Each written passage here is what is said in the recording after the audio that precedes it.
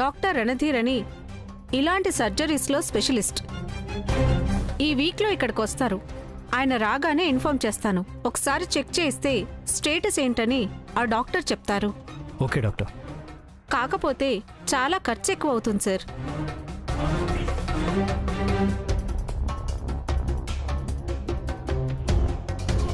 ఎంత ఖర్చు అవుతుంది డాక్టర్? ఐ థింక్ రఫ్గా ఓ 10 lakhs వరకు అవ్వచ్చు.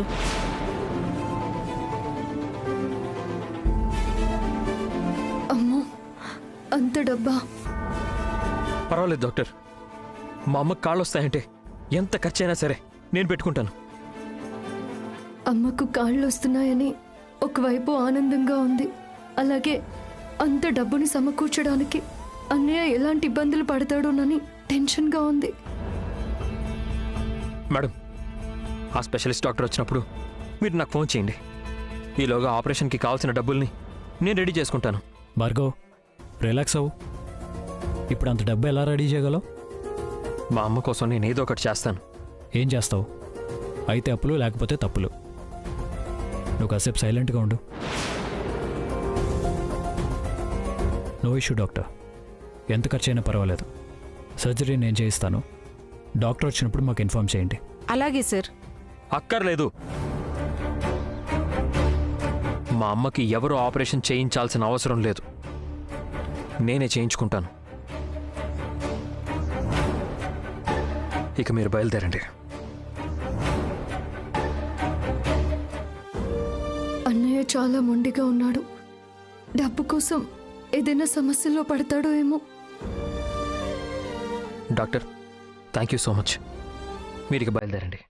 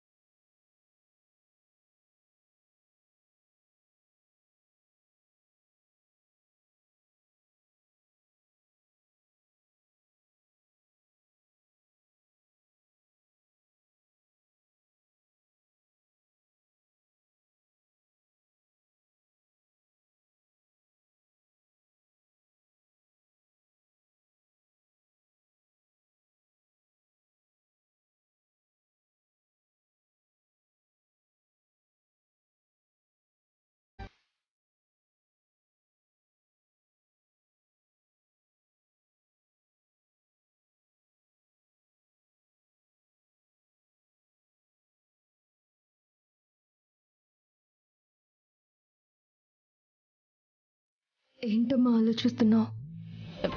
ఏం లేదమ్మా. అమ్మా, సూర్యుడికి పట్టే గ్రహణం గంటల్లోనో రోజుల్లోనో విడిచిపోతుంది. కానీ కొన్నిసార్లు మన జీవితాలకి పట్టే గ్రహణం కొన్నేళ్ల పాటు అలాగే ఉంటుంది.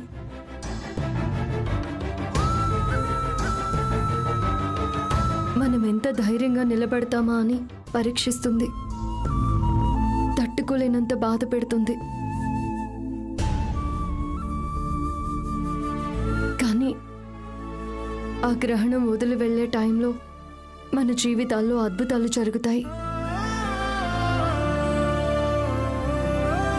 ఇప్పుడు మీ జీవితంలో కూడా అలాంటి అద్భుతమే ఒకటి జరగబోతోంది. మీకు ఆపరేషన్ చేస్తే కాళ్ళు వస్తాయంటమ్మా.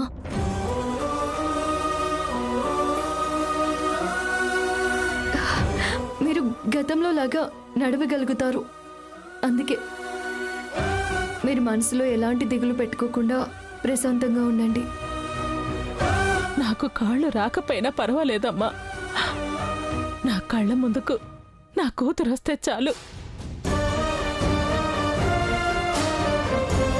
నాకు నా జీవితానికి అంతకంటే ఆనందం వేరేదేమీ లేదమ్మా.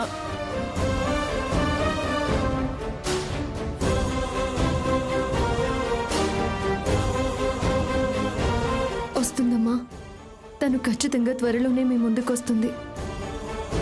చెప్పాను కదా, మీ జీవితంలోనూ ఈ ఇంట్లోనూ ఒక అద్భుతమే జరగబోతుందని. ఆ అద్భుతంలోని భాగమే మీ కూతురు తిరిగి రావడం కూడా. ఆ సంతోషాన్ని మీరు చాలా చాలా త్వరలోనే కళ్ళారా చూస్తారు, సరేనా? నా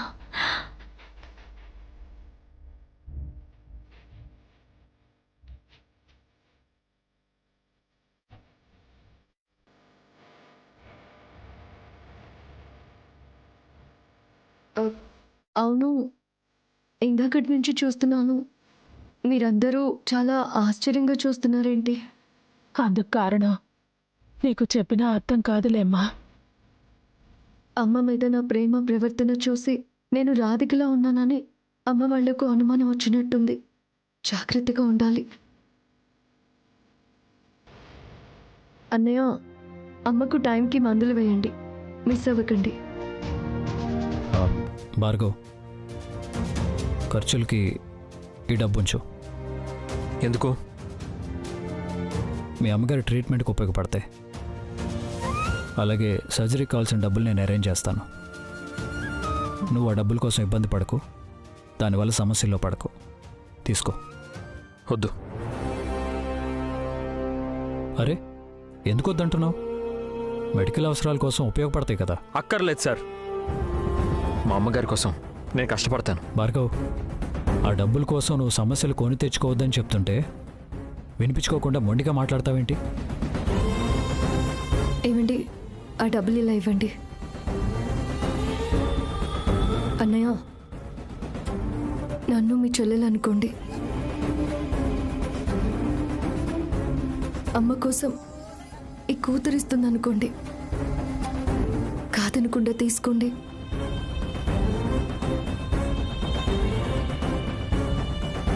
లేదంటే మీ చెల్లెలు రాధిక మీద ఒట్టే.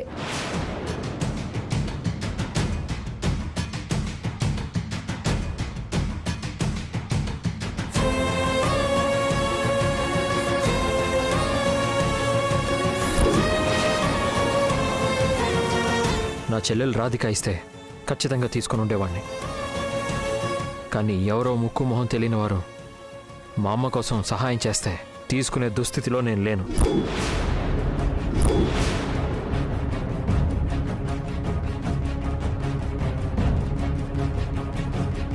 నేను కూడా మీ చెల్లెల్ని అనుకోండి అన్నయ్య. ఎలా అవుతావు? మా చెల్లెలు జీవితానికి అడ్డుగా వచ్చి తన భవిష్యత్తుకి శాపంగా మారిన నువ్వు నా చెల్లెలు ఎలా అవుతావు? అన్నయ్య, మీరు నన్ను ఏమన్నా, ఎంత కోపం చూపించినా పర్వాలేదు, కానీ అమ్మ ఆరోగ్యం కోసం ఈ డబ్బులు తీసుకోండి. అక్కర్లేదని చెప్తున్నాను కదా.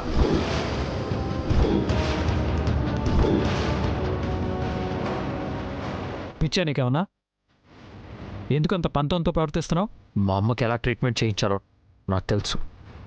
మీకు దండం పెడతాను, దయచేసి మీరు ఇక్కడి నుంచి దయచేయండి.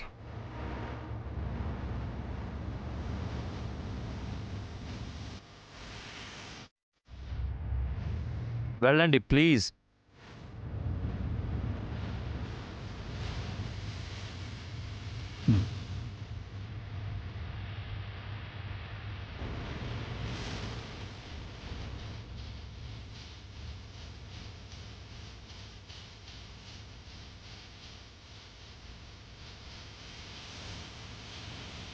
అది కాదురా భార్గవ, ఈ అమ్మాయి ఏంట్రా అచ్చం మన రాధేలాగే ప్రవర్తిస్తోంది.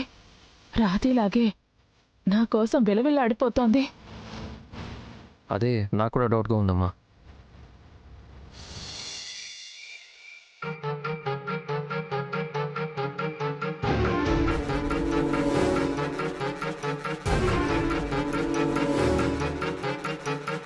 ఏంటి ఇందాకటి నుంచి ఏదో దొంగను చూస్తున్నట్టు అలా చూస్తున్నావు? ఇప్పటి వరకు మనిద్దరం కలిసి మాట్లాడుకున్నదే లేదు. అలాంటిది ఎప్పుడూ లేంది సడన్గా నన్ను మాట్లాడ్డానికి నువ్వు పిలిస్తే నీ మీద డౌట్ రాకుండా, నిన్ను దొంగలా చూడకుండా ఎలా ఉంటాను? అలా ఎందుకు అనుకుంటున్నావు? ఎందుకు ఆలోచిస్తున్నావు? ఎప్పుడూ లేనిది సకల సడన్ గా మాట్లాడడానికి రమ్మని పిలిచిందంటే ఖచ్చితంగా అదేదో నాకు కూడా ఉపయోగపడే విషయం అయ్యుండొచ్చని నువ్వెందుకు ఊహించవు? నువ్వు ఎంత జాదువో అంత కంత్రిదానివి.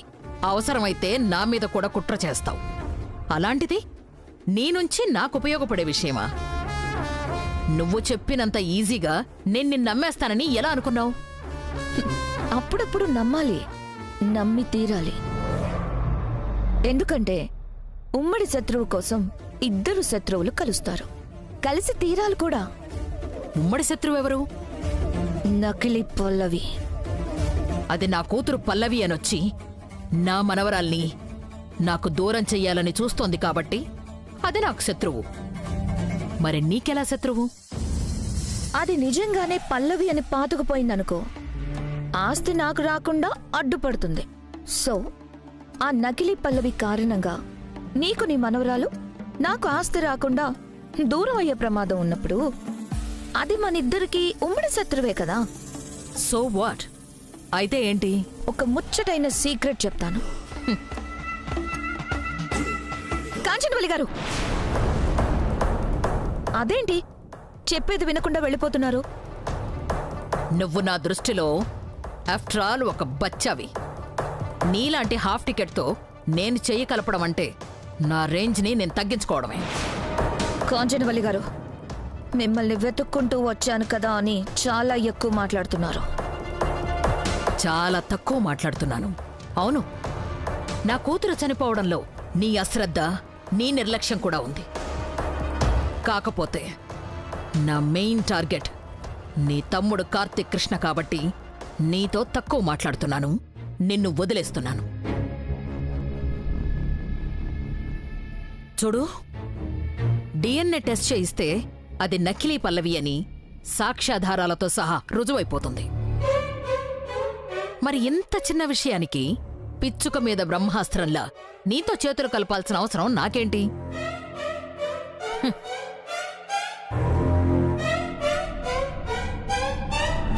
ఎంత యాటిట్యూడ్, ఎంత పొగరు చూపిస్తున్నావు. నీ చెప్పాను కదమ్మాయి, ఈ కాంచనవల్లి డక్కి ముక్కలు తిన్న తాడిని తన్నే టైపు. నీ డీల్ని అంత తేలిగా ఒప్పుకోదని. కానీ నువ్వే కాంచనవల్లిని తక్కువగా అంచనా వేశావు, అనవసరంగా అవమానపడ్డావు. గుర్తు పెట్టుకుంటాను మావయ్య.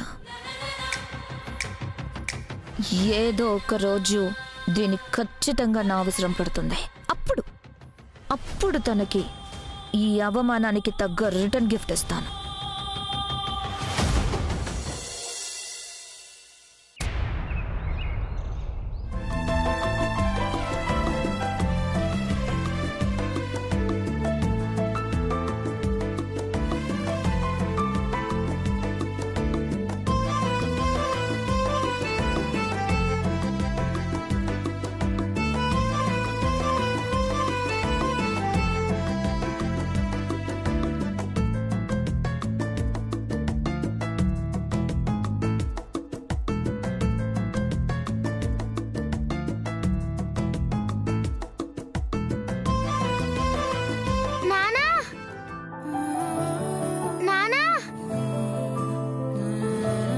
టిఫిన్ చేయకుండా నీకోసం వెయిట్ చేస్తుంటే నువ్వెక్కడికి వెళ్ళిపోతున్నావు?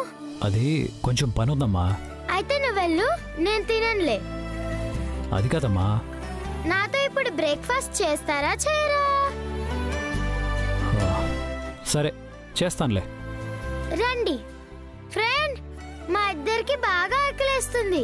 టిఫిన్ పెడతావా? తీసుకొస్తున్నాను ఫ్రెండ్. రా.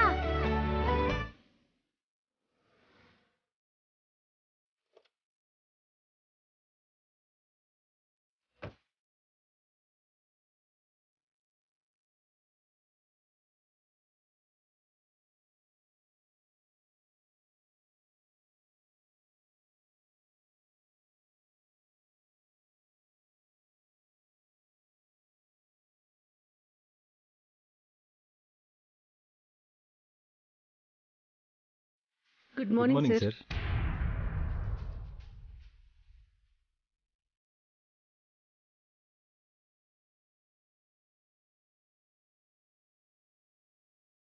Good morning. Good morning Karthik కూర్చోండి. గారు. పర్వాలేదు సార్, ఒక ముఖ్యమైన పని మీద వచ్చాం, వెంటనే వెళ్ళిపోవాలి. ముఖ్యమైన పనా? చెప్పండి, ఏం పని మీద వచ్చారు? డిఎన్ఏ టెస్ట్ కోసం కోర్టు నోటీస్ పంపించింది సార్.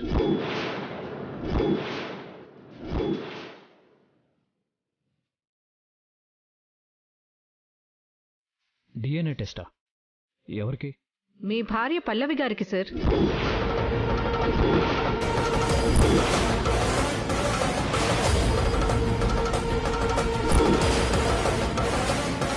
మీ భార్య పల్లవి గారి బ్లడ్ శాంపిల్స్ తీసుకోవడానికి వచ్చాం సార్.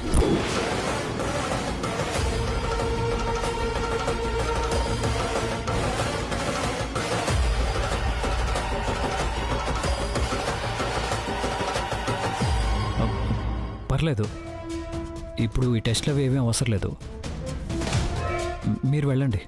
అదేంటి కార్తీక్, కోర్టు నోటీస్ ఇస్తే వచ్చారు వాళ్ళు, మరి డిఎన్ఏ టెస్ట్ వద్దంటే ఎలా చెప్పు? అవును సార్, ఇది court order. As a responsible police ఆఫీసర్గా మీరు ఇది ఫాలో అవ్వాలి. ఒకసారి మీ భార్యని పిలవండి సార్.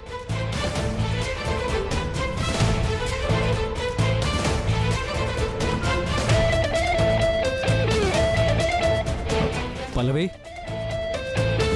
పల్లవి. వస్తున్నానండి.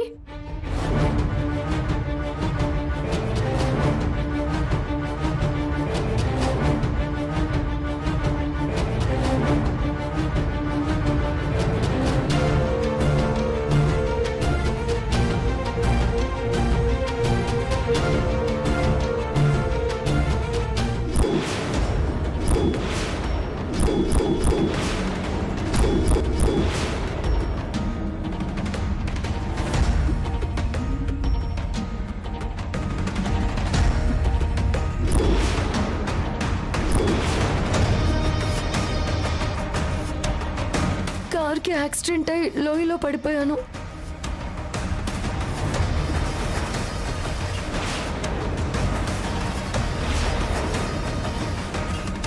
ఆ తర్వాత ఏం జరిగిందో నాకు గుర్తు రావడం లేదు. Brain is working normal. చూడండి, ఇప్పుడు నేను చెప్పే విషయాన్ని మీరు టెన్షన్ అవ్వకుండా ప్రశాంతంగా వినండి. యాక్సిడెంట్లో మీ ఫేస్కి బాగా దెబ్బలు తగిలాయి. మీ ఫేస్ గుర్తుపట్టలేనంత డ్యామేజ్ అయిపోయింది. సో మీ ఫేస్కి ప్లాస్టిక్ సర్జరీ చేశాం.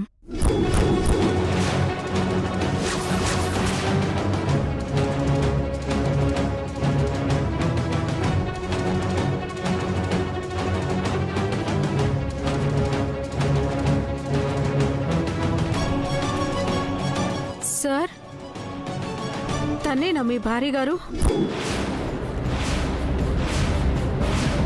అవును డాక్టర్. సార్, అది అంటే కొన్ని రోజులు కొన్ని పరిస్థితుల కారణంగా నేను మా ఇంటికి దూరంగా ఉన్నానండి.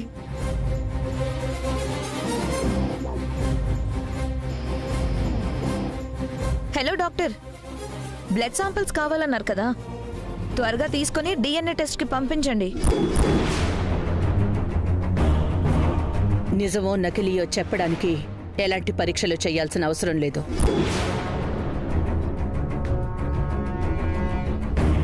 కనిపెట్టడానికి మనసు చాలు. ఏది నిజమో ఏది అబద్ధమో మన అంతరాత్మకి తెలుసు.